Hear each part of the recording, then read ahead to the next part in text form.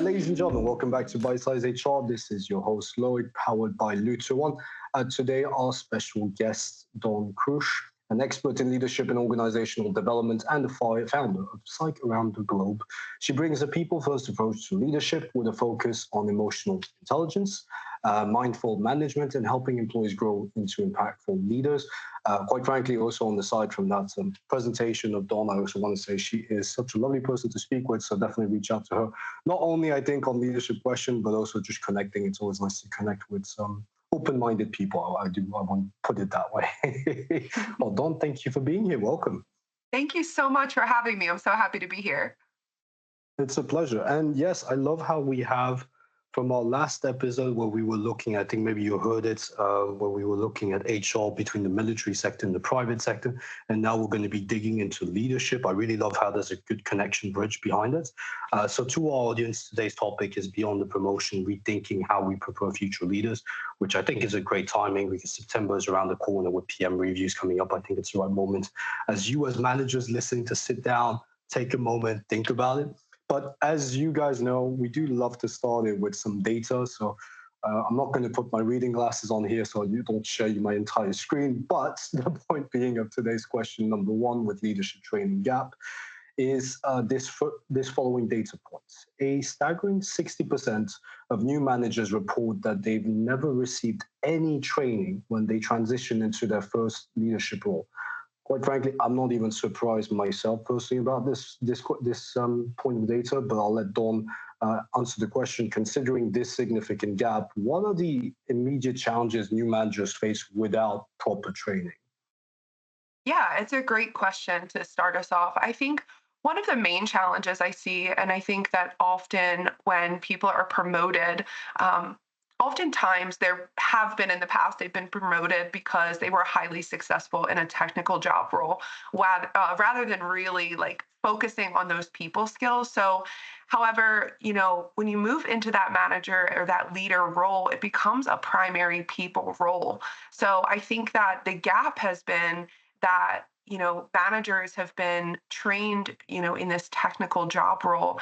However, identifying those people skills is really what is important when you're moving into a people leadership management role. So when you move from that individual contributor role into the manager role, you really see that breakdown of what happens because, they've been possibly a part of those frontline tasks for a long time. They're stepping away from those frontline tasks. They now have to be more of a delegator. So really stepping into that people leader role, you have to build those interpersonal skills differently. And, in order to have exceptional leadership, you have to be of the mindset that there is continuous change and you have to be a part of that continuous change. And I think that there's a lot of challenges when you're stepping into a new leadership role. Maybe the team is short and you have to kind of jump in, hit the ground running, and you feel like there's not that proper time to have the training to feel comfortable in the role. And that really comes out to be something that bites you a little bit later on. So taking the time to have the proper training up front, I think will alleviate some of those challenges you see down the line. Investing time from the beginning to avoid a ripple effect down the line. I really like that. And what would you say are some of the key impacts it's going to have on the teams itself when it comes to performance and the morale overall from them? Because we're talking right now about the manager, future manager himself, but what's the impact around him? Yeah. And you're exactly right when you say that negative ripple effect throughout the team. That's exactly how I think about it. Down the line, you see that negative ripple effect. And some of those negative ramifications can be through, you see decreased productivity because there's lack of clarity. There's lack of direction from the supervisor. If you have a supervisor who doesn't really know or is clear on what the goals are, that will ripple through in the team. And so then you have team members who may become confused. What is their specific role in a project? What tasks are they supposed to be a part of? So in turn, it really does create a communication breakdown on the team. I would say another ramification that we see is that it would lead to higher turnover because the team morale dips. You have these performance expectations that are unclear, and you have top performers who really are managed with clear expectations and have a passion for clear expectations so that they can carry that out. And so when you have top performers or high performers, who are not seeing that a leader is able to step up in those ways, they're seeing those negative ramifications. There is that communication breakdown. I think that you will see that top performers will leave to seek more stable leadership elsewhere. So you really have to consider that when you're thinking about the managers training, the supervisors training, how that will really ripple effect through the team.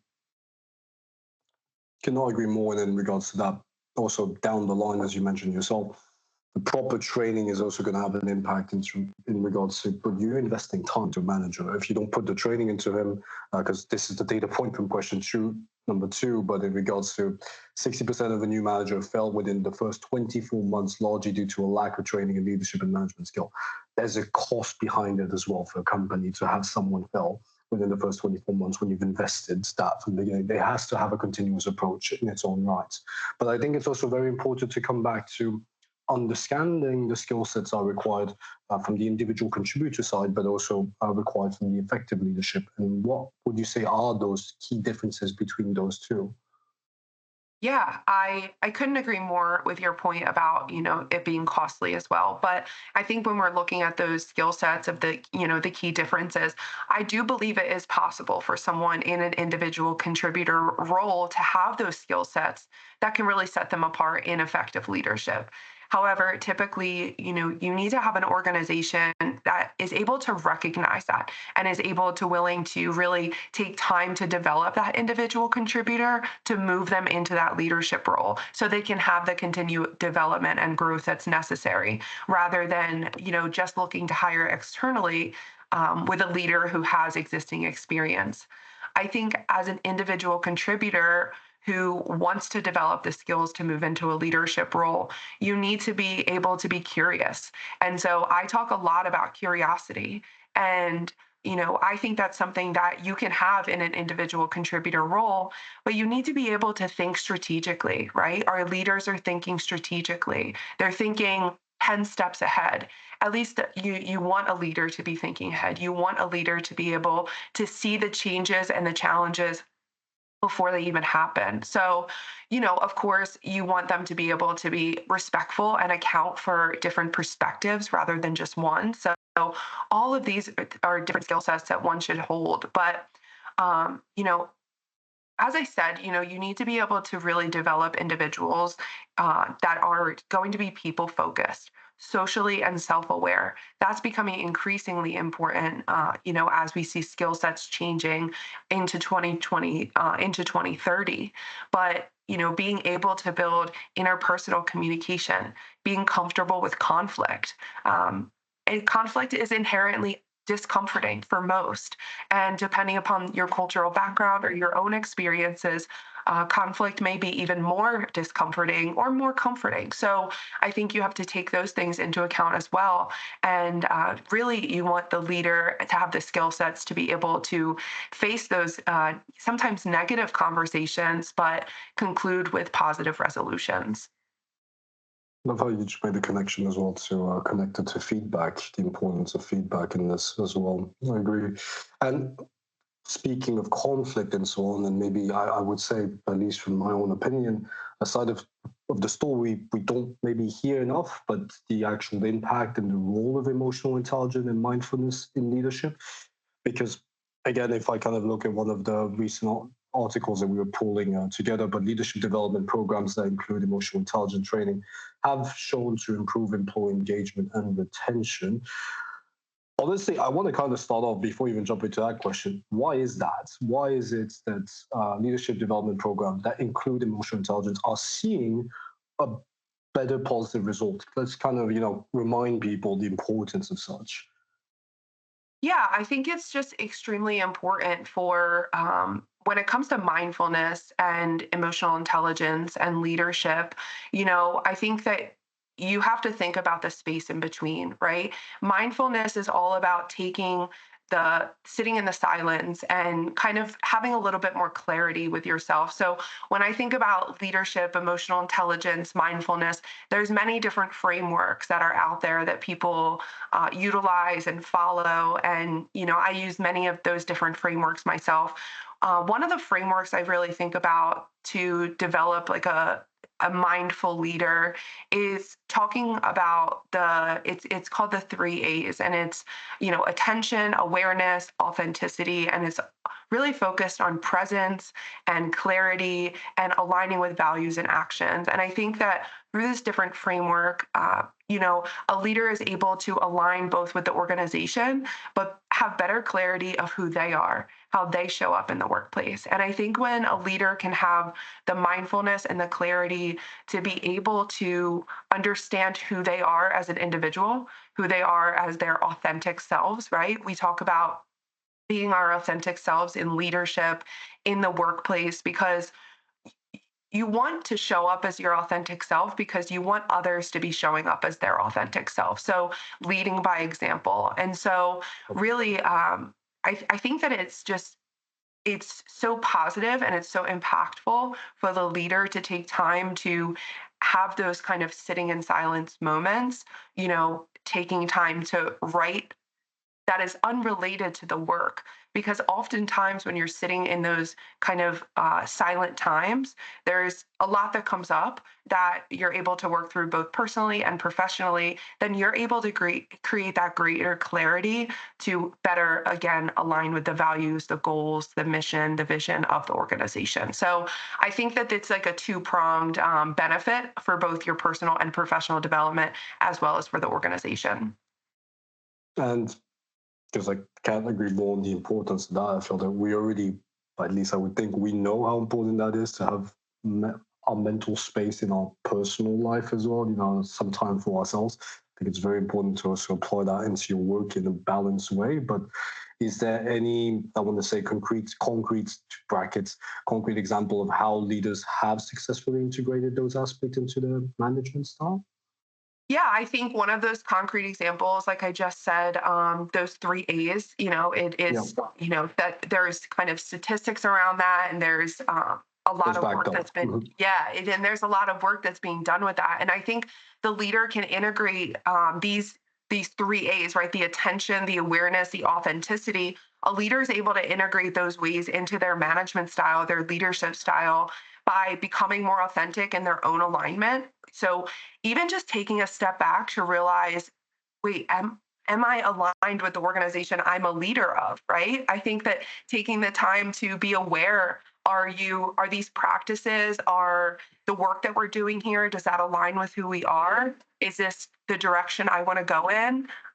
Is this does this feel like I'm being authentic, right? And I think when we're talking about, does it feel like we're being authentic, we're talking about the emotional response your body has, or the emotional response that starts coming up mentally.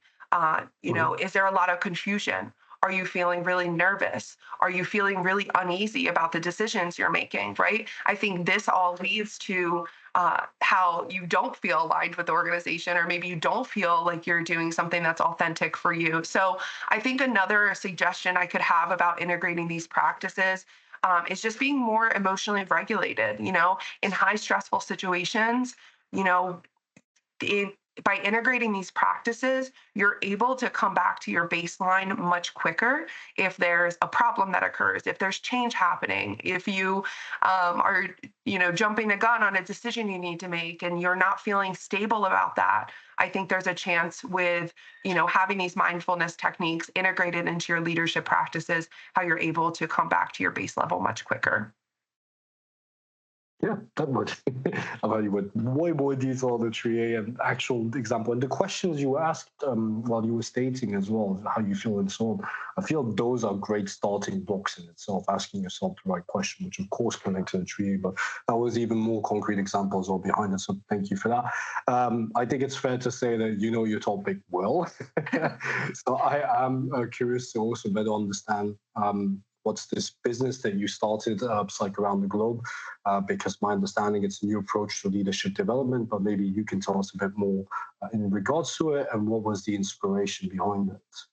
Yeah, thank you so much. So, it's interesting as we talk about mindfulness and we talk about leadership development. Psych Around the Globe was actually born for me out of a meditation. I am someone who practices what I preach, and I practice mindful techniques and I practice meditation. And that helps me be a better employee and that helps me be a better friend and, so on. But Psych Around the Globe was actually born out of a deep meditation. But I had been searching for a community around the globe. I've been fortunate to travel and live and work around in many different countries around the world and building relationships. And I'm very passionate about psychology. I'm very passionate about, as an organizational psychologist and a leadership development specialist, passionate about both of those things. And Psych Around the Globe is an opportunity where we can bring psychologists of different professions, different disciplines together to create a community where we really can be knowledge sharing and gaining information and insight on all these different various types of psychology. I think when we think about leadership development and how leadership development kind of morphs in and matters in the world of Psych Around the Globe, is we're building and developing people. We're focusing on all parts of ourselves, right? So as a leadership development specialist, you will always hear me say that you are developing yourself personally and professionally. And when you're learning about these different types of psychology and you're kind of bringing everyone together to attack, for lack of a better word, kind of different parts of our being, we're able to develop ourselves in much of a wider, broader stance. So Psych Around the Globe is really an opportunity to build that global community of people that are really interested in building ourselves and in all different types of way, but both personally and professionally, and really developing those cross-cultural relationships. Because we know, both being from a different country and connecting so well over this, it's so important, and you get to learn so much from others when you're really dipping into those cross-cultural relationships. So that's our primary goal when it comes to Psych Around the Globe. I love that, and I do agree. I mean, I feel that you've already kind of answered the question, but is there anything else you wanted to add in regards to how it addresses the current gap in leadership development? You've stated quite a few already. Yeah, I just want to really, again, say that it's so important when I think that oftentimes when we're developing ourselves professionally, we're not really thinking about how we're developing ourselves personally as well, right? We're in the workplace and we're developing professional skills. So we don't think about how those skills translate into our personal life and vice versa. So I think, I always use a silly little example when I'm doing trainings, but I always use a silly little example that, if you're someone who is learning how to knit at home, right, you're building those. You're doing that in your personal time and maybe as a personal skill, and you're not thinking about how those skills can transfer professionally. But you have to be detail oriented, you have to be patient, you have to be able to read instructions and interpret. And so I think you're developing all of these skills that are so important in the workplace as well. So I would just say always thinking about that in that tandem type of way. I think oftentimes we're thinking we're only developing ourselves one way, but really we're developing ourselves in so many more ways. That's a good point, kind of bridging that separation we have between the two, the more personal and professional side. That's a very valid point. And it's true that, yeah, I will say from my own point of view, traveling a lot and having met people in a similar situation like us, usually you only connect by accident, I kind of want to say. So having an organization between that can kind of support that the concept not limited to, of course, but that's a great initiative. So, well, best of luck in regards to this Thank project, to this business, and yeah, curious to see how it goes. And well, bringing it back a bit on in regards, still connected, of course, but to the leadership development, and to close it off, kind of looking more into the actual strategies that we can implement. We've looked at a few, the 3A and so on, but organization in general, and we've mentioned it as well, but organization that invest in leadership development programs see a significant boost, no surprise, in employee retention and performance. I think that's a pretty straightforward fact. There shouldn't be any surprise from our audience on that one. But when it comes to the strategies that you found the most effective in developing successful leaders, is there any that you would say you can mention on top of what we've already stated. But I feel really, and I think that's the most important angle, is understanding how to measure them. Because understanding your strategies is one thing, but you need to be able to look at them on the long run and therefore see the pro and con, if I may say, out of it. And therefore, the second question will also be in regards to how do you measure that impact? Yeah, absolutely. I can answer both those questions for you. So when we're thinking about, and I couldn't agree more that, I don't, we're definitely in agreement that, it is a significant boost in employee retention and performance when you have these opportunities and these development, leadership development programs. But I think when you're thinking about strategies that are most effective for successful leaders, I think that you need to take time to listen to the leader and what the organizational needs are. Identify where leaders are both excelling and where there's areas of opportunities. I think both are equally important because I think that oftentimes I think that there has been a focus on the negative, but I think there is an opportunity in focusing on what is excelling and what is working good. What is, how are you asking questions in the organization? How are there active listeners showing up? For example, are you running a leadership development program that everyone is struggling with? If you're running a leadership development program everyone is struggling with, maybe you need to take some time to reevaluate that piece of the program because you need to be able to provide the development that is actually needed and wanted by the leader and the organization. So I think there needs to be a consistent reevaluation of the development you're offering. And I think when we're thinking about the measuring of impact, which is extremely important, right? For the return on investment, you need to prove to your CEO, hey, we have an ROI. This is why we need to have these leadership development programs. And there is many different ways to do so. So I'm sure your listeners will find a whole list if they go out and do some research. I think if there's just a couple things I can mention is first, really just defining success up front. What does that look like for your organization? Setting clear goals and aligning with the business outcomes. It seems so, professional jargon, but it's very true. You don't want to get down the line and then outline what the goal is. You want to have that clear goal in line. What are the behaviors, the competencies, the results that you're expecting from the leaders post program? Are you aiming to engage or increase engagement? Are you aiming to improve strategic thinking? Are you aiming to build succession pipeline? What are you aiming towards? And having a clear identified goal is so important. And then I think the second thing I'll say on that, and like I said, there's many different things you could say when it comes to metrics, but some of those metrics, they may include internal mobility of leaders. How are leaders moving throughout the organization? Looking at promotion and retention rates, as well as are employees engaging in surveys? What are the employee engagement scores? So I think there's a lot of data that can give you a lot of information, a clearer picture on how that development is really positively impacting your organization. Beautiful. I don't feel I have anything to add on that one. It's pretty straightforward and clear.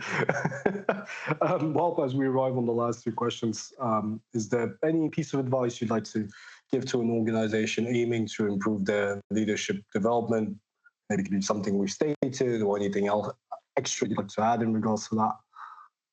Yeah, absolutely. And I think there's probably many things I could add, and we can continue the conversation at a later date. But Yes. yeah, I think an organization really needs to take a look at their current leadership development offerings and the trainings that they have, and really assess if it still represents who they are today.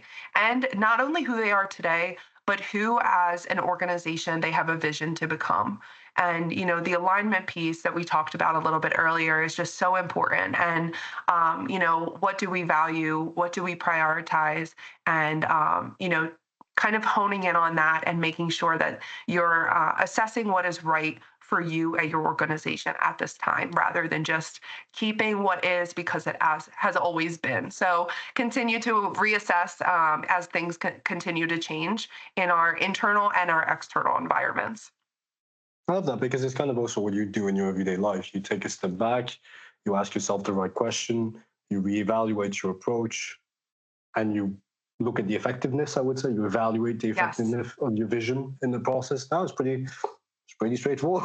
Yeah, I absolutely. hope I hope more leaders can take that into account. That of course the effort needs to be invested. We mentioned it, but the payoff is much greater than losing an employee, or more importantly, having someone who ends up in a leadership role who might not have been ready. And I don't mean it in a sense that he wasn't ready. I mean that the surrounding for him wasn't set properly to put him in that position in the right way, if we may say, right? But I guess our listeners will probably have a lot of questions towards you as well, because as you mentioned yourself, there's much more that can be discussed in regards to it, and I do completely agree in regards to that. Where can our listeners find a bit more information or reach out to you directly around your business or so? Yeah, absolutely. Anyone can reach out to me on LinkedIn. I'm always looking to connect with new individuals. You can just find me on LinkedIn, Dawn Krusch. You can also go check out our website at www.psycharoundtheglobe.org. Subscribe to our website. Also, check us out on YouTube and other social media platforms. So, very excited to be here. Thank you so much for having me. It was so great to be here and talk about this. And as you can see, this is a great passion of mine. So, I'm glad we got a chance to chat about this today.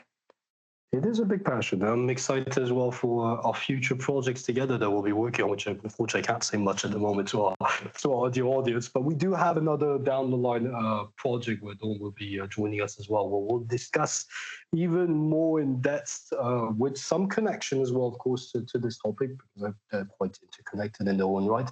But Dawn, thank you so very much for being with us today. And of course, to our audience, the links mentioned will be in the description, so do make sure to check them out. And as you guys know, make sure to subscribe, follow us, and check out our previous and upcoming episodes. Have a great day and take care of yourself. Thank you.